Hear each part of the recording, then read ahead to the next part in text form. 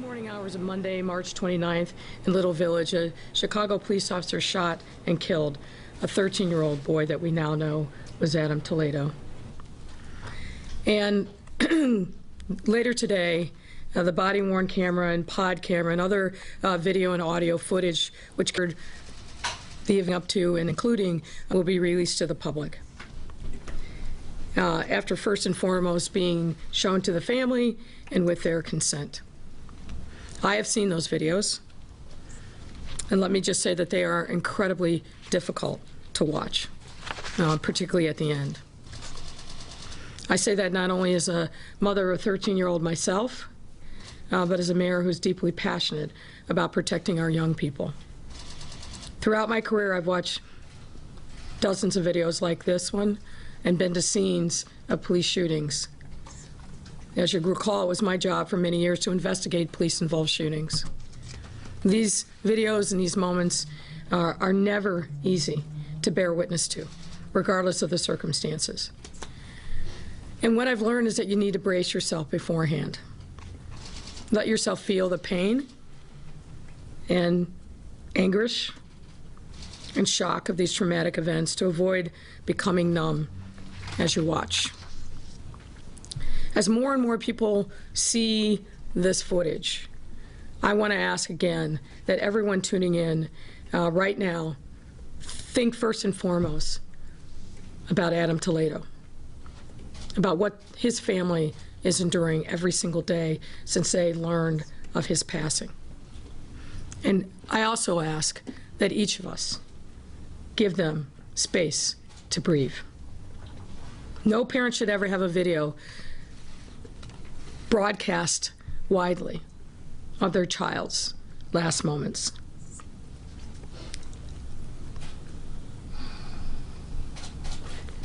Much less be placed in a terrible situation of losing their child in the first place.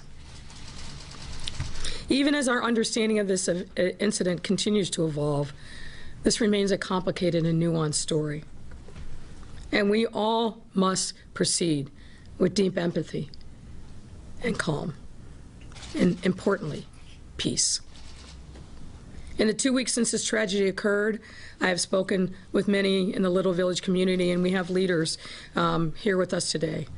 This community has stepped up in incredible ways and wrapped their arms around this family and have been generous of time and spirit and resources, despite the fact that this community itself has experienced too much violence, too much heartache as a community in this past year alone. Community support is and will continue to be invaluable, not only as the investigation of this tragedy continues, but as we work that much harder to wrap our arms around our young people in Little Village and across our city. Two facts about this tragedy remain clear. First, in the middle of the night, this child was in contact with an adult who had a gun and then ended up being shot and killed by a police officer. And second, there are too many young people in our city, boys and girls alike, who have been left vulnerable by systemic failures that we simply must fix. These two realities urge us to reckon with and address the relationship between police, our communities, and especially our young people. And in turn, we must deal with the cancerous role of illegal firearms that plague every Chicago community.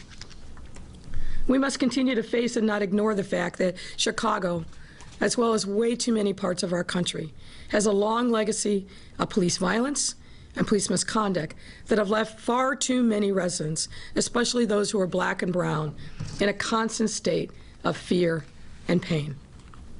This legacy has only been exacerbated by the many challenges that have hit us as a city and individually over this past year alone. From the worst public health crisis in 100 years, to the worst economic crisis we've seen in at least 75 years, and to the most civil unrest we've seen, maybe ever, but certainly in the last 50 years.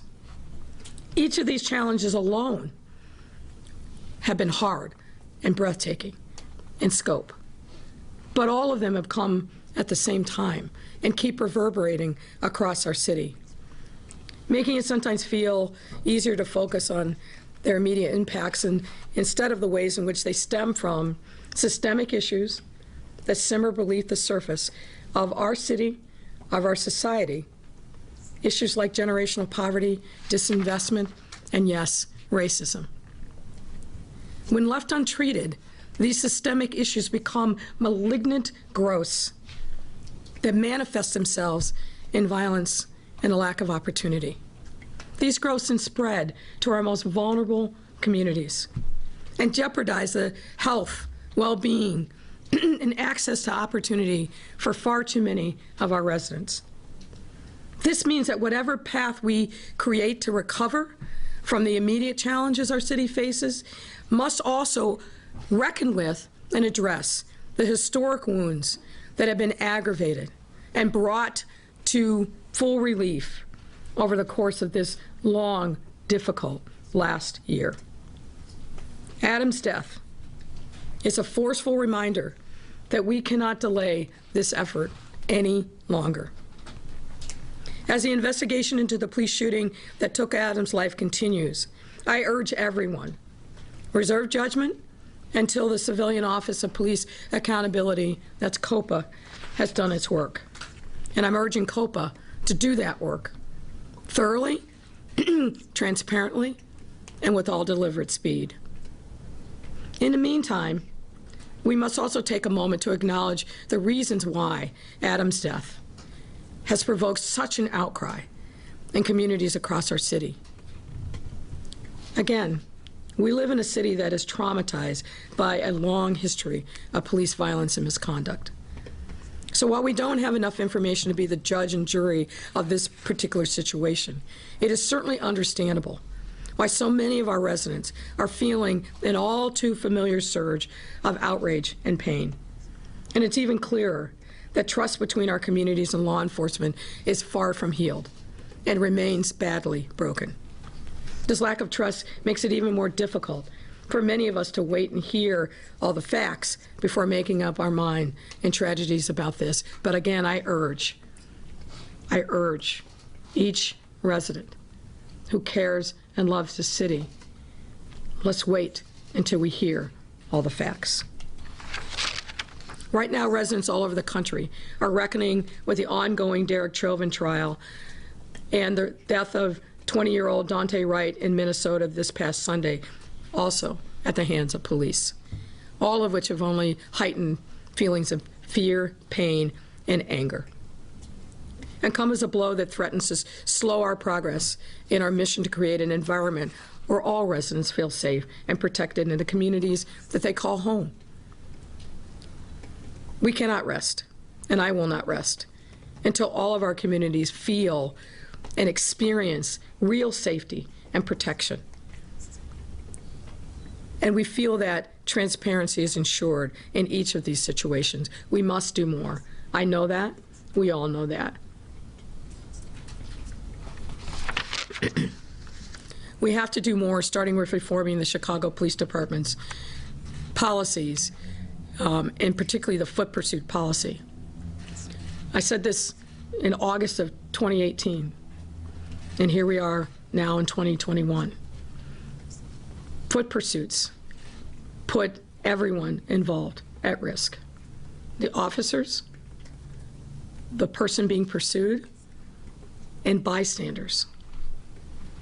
We have to do better, and I've charged the superintendent with bringing to me a policy that recognizes how dangerous this is. We can't afford to lose more lives. As mayor, I know that we must do more to help children like Adam before they end up in encounters like this one. And I refuse to stand idly by and allow our residents' fates to be preordained simply by where they live or the circumstances into which they're born.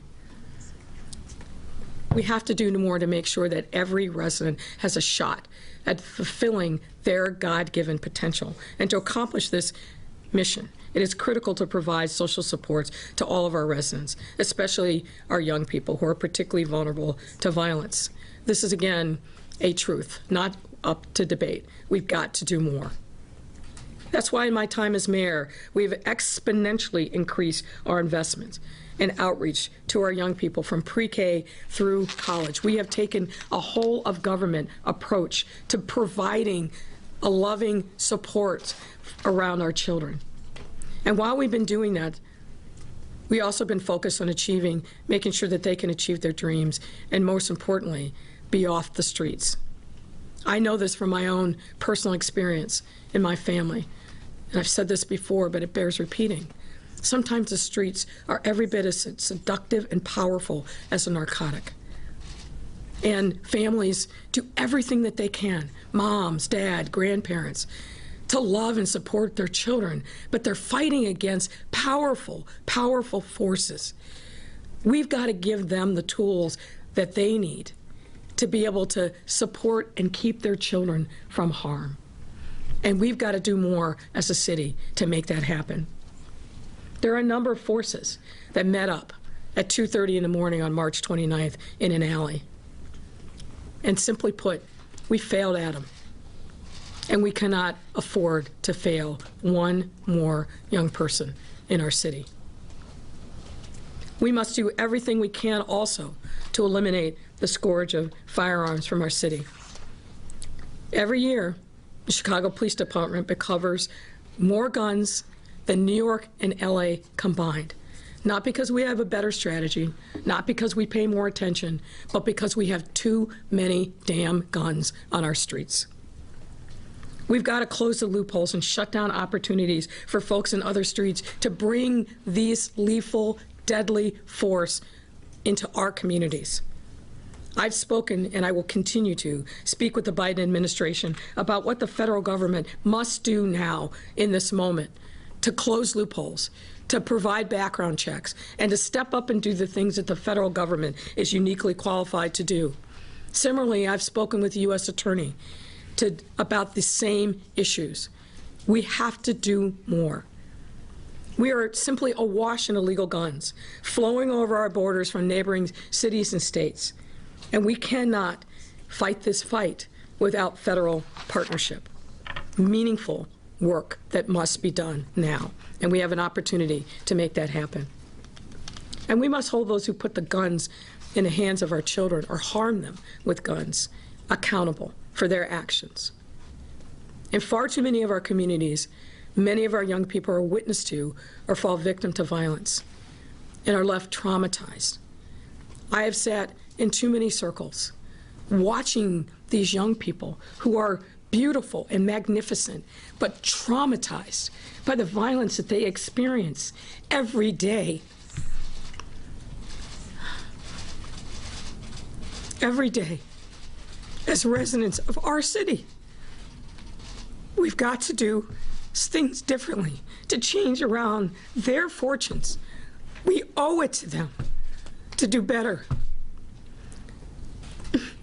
This last weekend, we had a convening of the Mayor's Youth Commission, and there was a young man from Little Village who spoke beautifully, eloquently, and talked about the face that his whole life, he's walked by murals in his neighborhood with a growing list of names of people who've been felled by gun violence.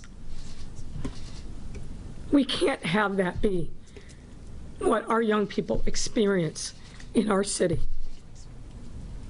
It will take all of us to turn this around. Yes, I am committed. My entire administration is committed, but I also know that real power also comes from people in communities. And we have to be united in saying and using this opportunity of Adam's death as an opportunity to change our thinking, what we're doing, how we're making investments, how we're intervening to do better for our young people who are here, so that they can walk a life in their streets, in their neighborhoods, without fear, without feeling like they are prey, wherever the violence comes from. wherever it comes from. So let me stop there